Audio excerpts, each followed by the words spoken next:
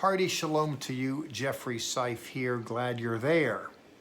We're looking here in Acts chapter 27, and we're following a heroic figure on a journey. Paul had been arrested in Jerusalem, sent down to Caesarea Maritime, where he languished for a few years, getting jostled about by governors, none of whom really gave him redress for his grievance. Finally, unfairly accused as he was, and a citizen as he was, having certain rights that goes with that, he appeals to Rome and off he goes. And he goes out of the frying pan into the fire. I mention that because we're with him on his journey now, and we're seeing how things are going badly.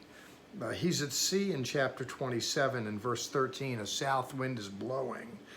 In verse 14, we're told a hurricane-force wind called the northeaster swept down, that things looked well enough at the first, but then Paul finds himself in the middle of a storm, him and those with him on the vessel. In verse 18, we're told they were violently battered by the storm. Hurricane force winds are no trifle. If you're on land, I mentioned that, I'm coming to you from Texas. Galveston is a famous city in Texas. It was completely destroyed by a hurricane a little over 100 years ago, just wiped out. They had to rebuild. And you know the story of New Orleans, never mind things that sweep up into Florida and various places in the East Coast. These hurricanes are no trifle. They're very, very difficult. If you're on land, never mind if you're on sea in a modern vessel. But never mind a modern vessel, what would it be like if you're out in sea in a vessel 2,000 years ago? Goodness gracious, and that's where the man was. Sometimes bad things can happen to good people. I always mention this, the way religion is marketed. It's you're having problems in life, accept Jesus, it'll make it all stop. Well, I'm sorry, that's not altogether true. The truth is that this man Paul's relationship with Jesus is the source of his trouble. That is to say, it's why he is where he is. He's dealing with abysmal circumstance, he and those with him on the journey. We're told in verse 20, with neither sun nor stars appearing for many days, no small storm pressing on us, all hope of our survival was vanishing.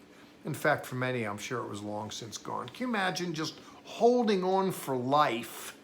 Nothing's working day after day. And this is a man in a wrecked vessel in circumstances that couldn't be worse. And let me tell you, this is where he finds himself in now. You and I can find ourselves in circumstances sometimes with the Lord when it's not replicating this exactly, but we feel we're being buffeted by storms, pushed around by circumstance, and it's dark day in and day out for day after week after month. It doesn't seem to be getting any better at all. And individuals can lose their wits about them in those circumstances. Not only that, if you look in verse 21, as they had long been without food. There's another one. You can just take food out of the equation and people start to deteriorate, never mind these circumstances on top.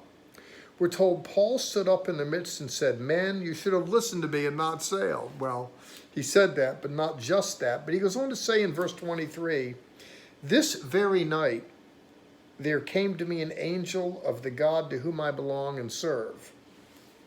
And he said, 'Do not fear, Paul, you must stand before Caesar.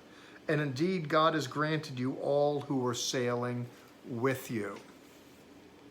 Amidst the turbulence of trying times, he gets a visitation, an affirmation that, listen, this is going to turn out okay. I mean, the word is you're going to lose the ship, we're not going to lose a life. And the ship is going to get grounded, beaten up, and they're going to survive it, however. The point is the Lord shows up in it all and says, listen, Paul, I've got a plan for you. You are going to fulfill it. This is not going to be the end of it. And not only is it not going to be the end for you, it's not going to be the end for those that are with you. This reminds me, by the way, this kind of peace, this word amidst the storm, had an impact on a missionary who came to America many years ago. His name was John Wesley. He was working under the auspices of the Church of England at the time, came here to the new colonies, and as he was crossing the Atlantic from England, his boat was buffeted by storms and he was in a panic. He goes down and there's a prayer meeting. Some individuals in the boat, Moravian Christians, are peaceful amidst the storm, praying. And, you know, here's Reverend Wesley, trained at Oxford, very intellectual, but didn't have that personal relationship with God. He looked at these people that had peace and he saw that they had something that he didn't. And he says in his journals, he says, I went to America to save those people, but who's going to save me? He realized something was missing. And this was the beginning of his journey of cultivating his relationship with God and wanting to encourage others to do likewise. It's the way you stand up amidst the turbulence of trying times. Well, amidst it all here, Paul has a word. God has granted life. He says, don't fear, Paul. You must, in effect, fulfill your destiny. And God has granted you all who are sailing with you. Because they were with him, they were spared as well. Take heart, men, he said, for I trust God that it will be exactly as I have been told.